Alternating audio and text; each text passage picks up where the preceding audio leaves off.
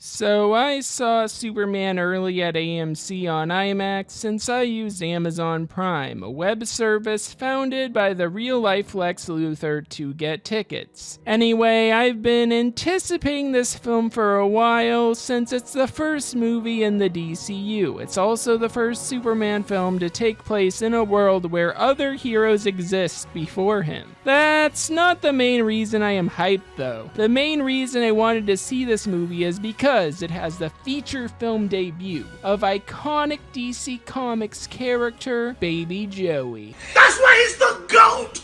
The GOAT! Okay, not really, but DC made figures of this little guy prior to release, and I think that's really funny. In all honesty though, I was hoping this film would be a fun take on Superman since it's been 7 years since he's been in a theatrical movie. And no, Henry Cavill's post-credits scene in Black Adam does not count. Speaking of which, while he did a good job as an actor, Henry Cavill was not given the best material when playing Superman in Zack Snyder's films. Personally, I didn't like how violent he was in certain scenes and how there were moments he was completely silent sometimes. While it works for Batman, a dark, realistic cinematic universe is not something I personally believe Superman can exist in. Anyway, while I greatly prefer this film to Man of Steel, I am not here to tear down the work of Zack Snyder. Snyder is a talented director who's made some good films prior, and while DC fandom discourse has been crazy on Twitter ever since Gunn's film was announced, it's clear he doesn't care in the slightest. Zack's moved on, and he is clearly willing to work alongside James Gunn as the two played themselves on Rick and Morty. The two even worked together in the past, with them writing and directing the Dawn of the Dead remake back in the day. While I think he's a chill guy, personally, I did not like Zack Snyder's take on Superman. I liked the Snyder cut of Justice League for what it was, and I'm glad he was able to show his vision. Still, overall, I disliked how Snyder's films were dark, bleak, and serious, and devoid of the charm Superman had in the comics. Thankfully, though, the DCU, where David Cornsweet is Superman, is very fun, comic booky, and colorful. Another thing that interested me about this movie was the feature film debut of Krypto, and I am happy to say he is the heart of the movie. Anyway, this review for the most part is spoiler-free. I don't go in depth about anything major and try to keep things vague for the most part. However, if you avoided trailers and clips from the movie, I will be going over mostly stuff from there. However, if you want to go in completely blind, feel free to watch this review after. James Gunn's Superman met all my expectations. It adapted the character in a faithful way, and it contains the humor you'd expect from a James Gunn film. This version of Superman is a character who cares about humanity and life in general, and this movie puts that on full display. He never considers killing anyone, even as a last resort. Another aspect I really love is the changes made that were present at the start of the movie that weren't utilized in prior film incarnations. One of them being Superman's parents, who speak entirely in Kryptonian. This aspect is very important in the film as it adds on to the main theme of the movie, that being Superman is an immigrant. With Superman's parents being from another planet, it makes more sense they'd speak in another language, honestly. I found it odd how in prior TV shows and films, everyone in Krypton spoke English. According to Zack Snyder, Man of Steel's opening nearly used the Kryptonian language entirely. While I may not fully love his movies, I appreciate he had a similar idea to what James Gunn actually managed to execute. I also really like the Fortress of Solitude and the robots that are in it who protect Supes when he is in danger. What I really like about this movie is that it has an established Superman. Not only that, but metahumans who existed before he took up the mantle.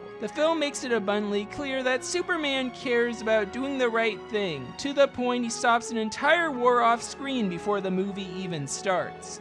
This angers Lex Luthor of Luthor Corp since he profits off selling arms to Boravia, a country that is at war with Har-En-Pur. And man oh man, Lex Luthor in this movie is Superman's ultimate hater. He makes it his goal to make Soup's life miserable before even meeting him, before even talking to him, before sharing a single word. He decides to do everything he can with his power and influence to make him a pariah. I really love this version of Lex Luthor. He is a way more faithful adaptation than Jesse Eisenberg's take on the character from Batman v Superman, who seemed to be playing him like he was the Joker. Like, did Jesse see it was a Batman film on the script and think that was the role he was playing? His acting in that film is really odd in my opinion. While the complexity of Lex's plan in that film bored me, I really loved how cunning the plans of Nicholas Holt's Lex were. At the film's very start, we see him dedicate company time to sending metahumans against Superman. And once Krypto gets captured by him, the first scene Superman and Lex share together highlights their rivalry in a great way.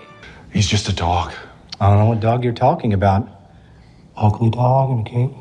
What did you say? Overall, as the film progresses, you'll come to see that Lex Luthor at times is a cartoonishly evil character in this film. However, while he can be funny at times, he still poses a major threat. He is a character that you'll learn throughout the film is a horrible human being, so you'll root for Superman to defeat him. Speaking of Krypto, he's the heart of the movie. What I think is cute is that James Gunn 3D scanned his dog Ozu for the movie. Krypto isn't perfect as he doesn't fully listen to Superman at times, but he clearly cares for him. When he gets captured, you root for Superman to save him. Another aspect of the film I really loved that I mentioned earlier is that other metahumans are in this movie. The Justice Gang was a big highlight, which is a corporate super team owned by Maxwell Lord. Guy Gardner, Hawkgirl, and Mr. Terrific are all great in this film. You'd think a team of heroes would overstuff the film, but no, they play a great role in the movie without overstaying their welcome. James Gunn is clearly setting up the Justice League, but what I like about this film is that it's slowly being built up. Yeah, there are heroes that exist in this world, but the DCU is in its very early stages. Metamorpho is utilized greatly in this film as well, and you really feel for him as he misses his son, baby Joey, who Lex captured. What I like about this film is that it feels standalone, despite things like the Authority being set up with the Engineer being a villain in this movie. None of these characters feel forced in the movie at all, though. Another aspect I really liked is how Clark Kent was utilized at the Daily Planet in this movie, as the identity felt like an afterthought in the Snyderverse. While it gets teased at the end of Man of Steel he will work at the Daily Planet, in BVS he doesn't do much. Although in the Ultimate Cut he does investigate Batman as Clark Kent. However, in the DCU, Superman's identity of Clark Kent is on full display and the Daily Planet is a bigger deal. The team at the Daily Planet was fun to see on screen. It felt like the human characters in Clark's life actually mattered, like Jimmy Olsen. Jimmy plays a good role in the movie and doesn't get killed at the start like in BVS. Won't say too much about Jimmy, but he is funny in the movie and has riz, that's all I'm gonna say. In this movie, we learn Clark interviewed Superman himself, similar to how Peter Parker takes pictures of Spider-Man. Lois Lane tells him that's not smart, so she ends up interviewing him in a fun scene. Conflict then arises as she grills Superman for stopping a war without US approval. This causes a strain in their relationship in the movie, however by the end they realize they love each other. Finally, I love how this movie handles Clark's adoptive parents, Jonathan and Martha Kent.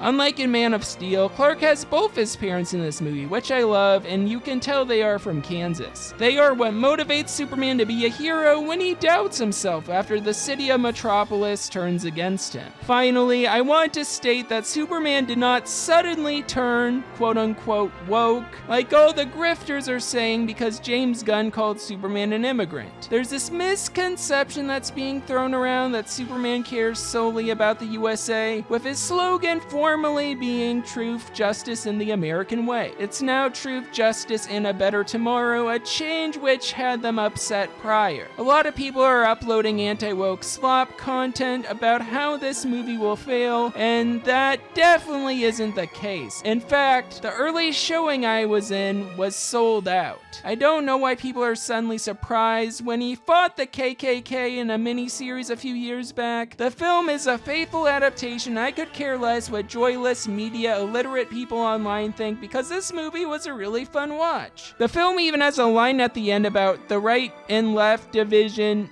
temporarily ending regarding Lex Luthor, so the film was made to appeal to everyone. What I love about this film is it shows Superman cares about humanity above all else. He isn't simply loyal to the country he lives in, but rather does the right thing despite getting backlash for it. Superman, despite being from another planet, is no different from any human. He gets happy, he gets sad, and he gets angry. However, despite all the pain he goes through in this movie, he still does the right thing. There's no moment where he snaps and goes evil. He's a Boy Scout who loves humanity through and through. Overall, Superman 2025 is a great movie. In fact, it's my favorite modern DC movie at the moment. James Gunn really cooked with this film. He was the perfect man to put in charge of the DC comic book films. DC has a very promising cinematic future, and I completely agree with the critics who compared this film to Sam Raimi's Spider-Man. The city of Metropolis and the world in general believes in Superman in this movie. Superman 2025 definitely got the character right, and I highly recommend it. Go see it. This has been Shade X, and I hope you all feel nothing but good vibes.